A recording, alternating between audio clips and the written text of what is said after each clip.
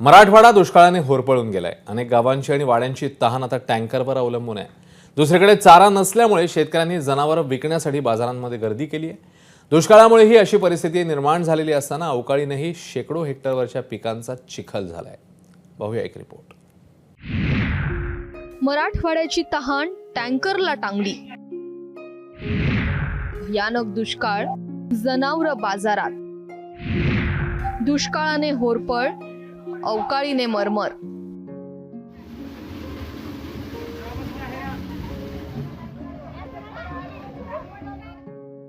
ही धडपड आहे घोटभर पाण्यासाठी।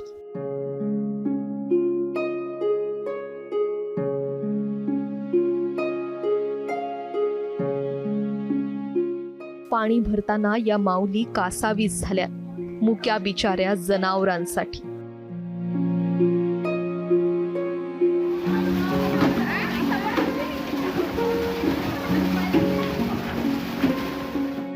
माणसांचा घसा कोरडा पडलेला असताना विहिरींचाही जीव तळाशी पोहोचलाय। बाया बापे आणि लेकरं सुकलेला घसा घेऊन घामेजल्या अंगानं घोटभर पाण्यासाठी धावाधाव करतात।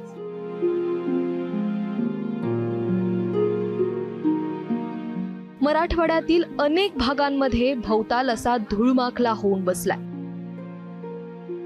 नजर जाईल तिथवर फक्त आणि फक्त कोरडेपणा पुरून उरलाय। रात्र रात्र जागून पहाटे किंवा भल्या सकाळी टँकर येईल या आशेनं आणि तांबरल्या डोळ्यांनी जथ्थेच्या जथ्थे गावांच्या वेशीवर बसलेले दिसताय। हिंगोली जिल्ह्यात दुष्काळाचा विळखा इतका गंभीर बनलाय की 81 ठिकाणी विहीर आणि बोरवेल्स अधिगृहीत करण्यात आलेत। एवढं करूनही लोकांना इनमीन घोटभर पाण्यासाठी जीवाच्या आकांतानं धावपळ करावी लागतेय। मी सध्या हिंगोलीच्या आंधरवाडी नावाच्या गावामध्ये उभा आहे। हिंगोली शहरालगत असलेले हे गाव आहे। या ठिकाणी टँकरच्या माध्यमातून या गावाला पाणी पुरवठा केला जातो। टँकरने पाणी एका विहिरीत सोडलं जातं आणि विहिरीतलं पाणी शेंदून घेण्यासाठी ही ग्रामस्थांची गर्दी आपण या ठिकाणी बघू शकता। दिवसभराचे हातात असलेले सर्व कामे सोडून येथील महिला, पुरुष यासह लहान मुलं जे ते पाणी घेण्यासाठी या ठिकाणी दाखल होतात। गावागावात आणि वाड्या वस्त्यांमध्ये पाण्याच्या थेंबासाठी माणसं आसुसलेली असताना ही वेदना प्रत्येक गोठ्या गोठ्यापर्यंत पोहोचली। जनावरांना ना पुरेसा चारा आहे ना प्यायला पुरेसं पाणी, त्यामुळे दुष्काळाची झळ सोसणाऱ्या जनावरांची पोटं अगदी खपाटीला गेली आहेत।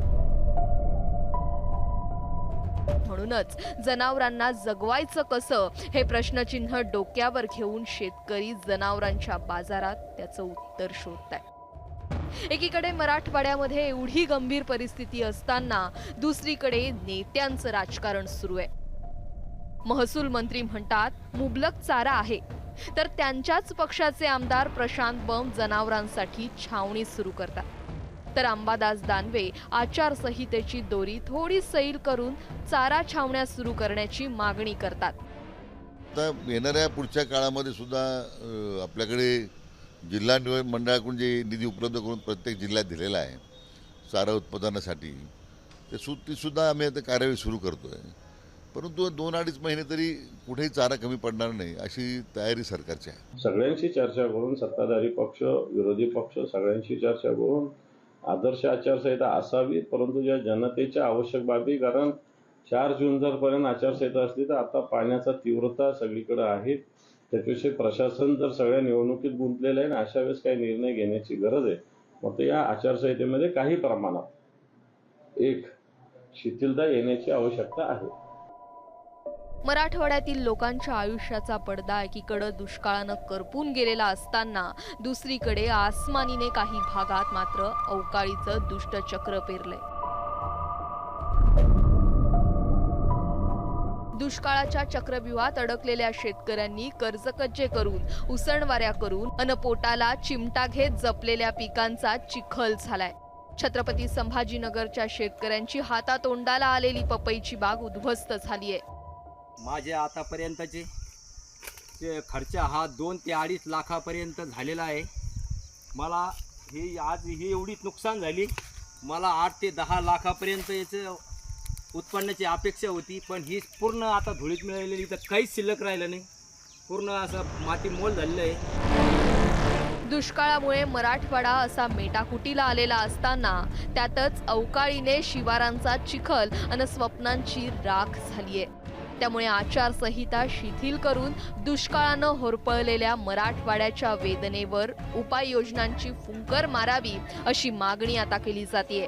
छत्रपती संभाजीनगरहून कृष्णा केंडे, हिंगोलीहून माधव दिपकेसह रवी मुंडे, एबीपी माझा, जालना.